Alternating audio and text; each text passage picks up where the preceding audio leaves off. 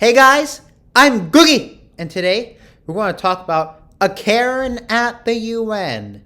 Now, the UN is a place where a bunch of world leaders come together to discuss issues going on in a bunch of different countries, ways to solve it, and etc., right? But you wouldn't expect any of the world leaders or any of the country's representatives to act like a 6-year-old at this meeting. But, one of the Chinese representatives, that's exactly what they're doing. Horrific murder of 50 people at 2 mosques in New Zealand. We extend our sympathy to the families. Muslims worldwide must be free and safe to pray. Here in this council, China has voted for every single resolution on Islamophobia. Yet back home in China, So, alright, this guy has already been starting to talk about the voting results because a bunch of countries have voted for Muslim rights, and China, it seems like, is one of the countries that has not voted for the Muslim rights. And if they are so confident in their vote, they should not mind having the whole world know how they voted, that they voted against the Muslim rights, and they're now banging on the table to get this guy to stop exposing them. Uyghurs arbitrarily. I request the President to make a ruling to stop the statement by the representative. I give the floor back to the Speaker now. Thank you. Not even a second goes by after this Chinese representative is done talking before the President hands the floor back to the Speaker, which means that they did not even consider what this lady was saying for a second. And why should they? Why should they consider it? I mean, the thing is that it might make sense if you're banging on the table, like in the middle of one of the speaker's sentences, if there is a serious opposition or if there's a serious objection as towards what the speaker is saying. But why? Why do you request the President stop the speaker's statement? Why do you recommend that the President just cut the speaker off in the middle of his sentence just so then you aren't exposed? President, back home in China, 1 million Uyghurs have been arbitrarily detained. I request the President has allowed the Speaker to continue, make a ruling and stop the statement by the representative. Speakers can make reference to specific country situations. We believe that the Speaker should be allowed to continue, as you have said. Thank you. I give the floor to the Speaker. Yet back home in China, 1 million Uyghurs.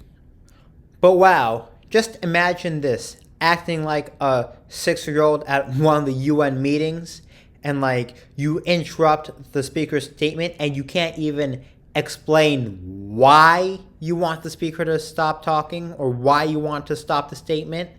You can't even explain why. Just imagine that. Like, it must be embarrassing that a bunch of other countries are looking at you banging on the table for no reason, like acting like a little kid. I mean, come on. We're talking about world leaders here.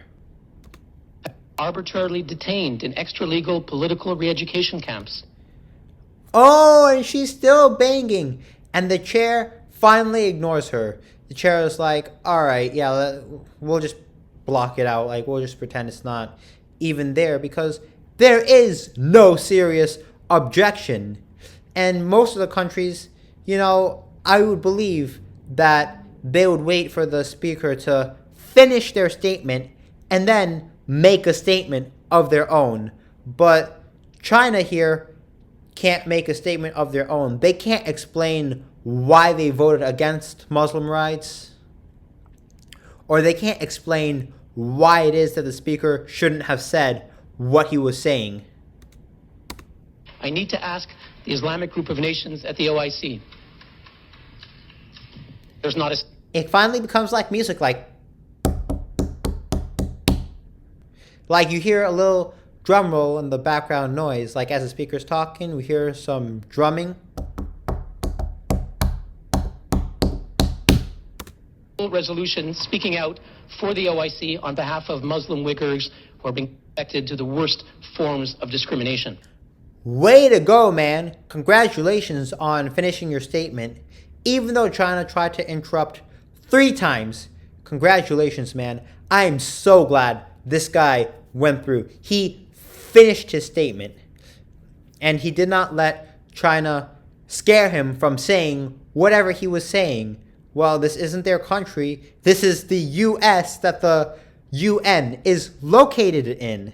And in the U.S., you know, there's this thing called the freedom of speech that you will not vanish or disappear just because you say something that someone doesn't like. Now, I know the freedom of speech doesn't apply to yelling fire in a crowded theater when there is no fire. However, even if you did that, like, you wouldn't disappear, like you would just get arrested. Yes, this guy was just explaining like the voting results and how China voted and the issue that was going on. And this just, in China, they indirectly proved this guy's point that they are at the center of the problem. But wow, I cannot imagine like world leaders acting like little kids at the UN meeting in front of a bunch of other world leaders and the UN president, and also the fact that this is recorded on TV now. I don't know if it's on TV, but it's recorded, and we have the evidence that China most certainly does have a lot to hide. And you can't keep sweeping the problems under the rug. Eventually they'll become too big and they're not going to fit under the rug. Anyways, guys, let me know what you think about this video. If you like this video, please don't forget to smash that like button, subscribe, bell notifications, and share. I'm Googie!